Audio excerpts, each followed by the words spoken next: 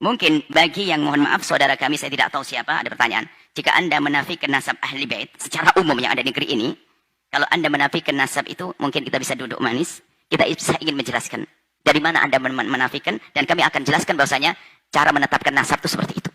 Dan bagi yang sibuk membuat pengingkaran dari kelompok manapun, sibuk membuat pengingkaran, kami siap untuk menjelaskan. Kita bisa bertemu dengan baik demi kebaikan umat.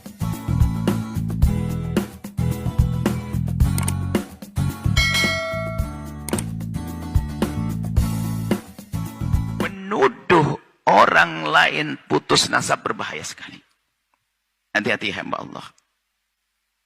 Kemudian yang kami tangkap bukan masalah ini, masalah mau diadu. Dengan problem ini alangkah banyaknya setelah ini akan banyak orang-orang yang menjadi hilang kepercayaan dengan ahli bait Rasulullah. Berarti kita telah merugikan umat. Kita merugikan umat. Yang ingin membatalkan nasab, harus punya hujjah. Dan hujjah ini harus lebih kuat daripada yang menetapkan nasab. Kalau tidak, dalam bahasa, dia yang disalahkan salah. Kalau saya menafikan nasabnya seseorang, saya harus punya bukti kalau ini bukan. Kalau saya tidak punya bukti, saya dicambuk 80 kali. Saya menuduh orang berzina. Ibaratnya begitu, gampangannya seperti itu. Karena menuduh orang, selagi orang sudah punya nasab, kita nafikan nasabnya, maka katailah, saya telah menuduh dia telah melakukan satu perzinaan dan seterusnya. Dan nasab ahli bait Nabi Muhammad di Indonesia adalah sudah sangat jelas. Kami himbau kepada siapapun untuk tidak perlu membahas masalah ini. Jangan sampai membuat keraguan-keraguan umat. Kami sampaikan kepada Anda, wahai umat, kepercayaannya selama ini ada pada hati Anda. Tetap pegangi bahasanya, para dzurriyyah Nabi yang ada di Indonesia yang selama ini Anda dengar adalah nasabnya benar. Jangan Anda mau mendengar suara-suara yang mengatakan bahwasanya itu adalah tidak benar. Anda akan rugi pada akhirnya. Kemudian setelah itu, apa sih maunya daripada problem-problem semacam ini yang diinginkan? Hasilnya adalah jelas permusuhan pada akhirnya. Ingat, umat ini mudah diadu domba. Saya sedih, saya membicarakan masalah ini sedih sekali kalau memang betul seperti itu. Karena alangkah banyaknya setelah ini ada umat prasangka buruk. Dan jangan gara-gara ada orang yang dikatakan dzurriyyah Nabi lalu melakukan kemungkaran, kesalahan, lalu kita jadi benci kepada ahli bait Nabi. Hati-hati.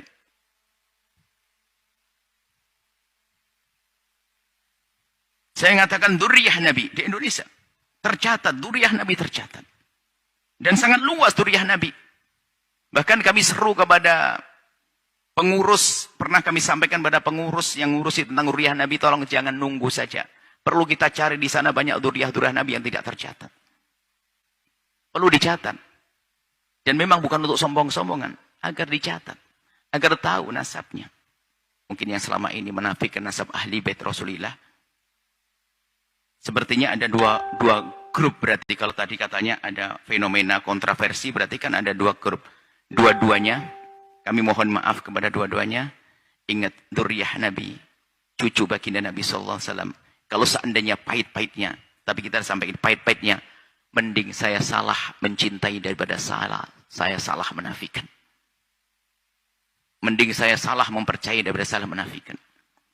Dan kemudian kalau sudah ada keluarga yang mengatakan itu nasabnya, ketahuilah tidak ada alasan bagi Anda kecuali mempercayainya. Adapun urusan jika nanti ada orang buat nafsa palsu dan sebagainya, urusan dia dengan Allah. Tapi kalau kita sok tahu itu menjadi masalah. Kalau sudah nasab itu benar, harus kita yakin benar. Nggak ada istilahnya. Ada sebagian mengatakan, ya saya tidak bisa mempercayai, tapi dia takut mengingkari. Enggak. Nasab itu harus kita yakin. Ini anaknya ini harus yakin. Sudah. Harus kita percaya, sudah selesai. Jangan sampai setelah itu ada keraguan-keraguan. Baik, ini adalah masalah nasab baginda. Nasab orang biasa saja nggak boleh main-main, ya hamba Allah. Anda menafikan nasabnya orang biasa, nggak boleh. Apalagi nasab baginda Nabi SAW. Mungkin bagi yang mohon maaf saudara kami, saya tidak tahu siapa, ada pertanyaan. Jika Anda menafikan nasab ahli bait secara umum yang ada di negeri ini, kalau Anda menafikan nasab itu, mungkin kita bisa duduk manis. Kita ingin menjelaskan dari mana Anda menafikan, dan kami akan jelaskan bahwasanya Cara menetapkan nasab itu seperti itu. Tidak belit-belit. Tidak harus pakai alat-alat medis dan sebagainya. Tidak. Justru membahayakan. Anda sebagian dengan alat medis, alat ini dan sebagainya. Tidak ada. Nasab itu sangat jelas. Cukup dengan ikrar-ikrar yang selama ini kita dapat dari keluarga-keluarga sudah kita percaya.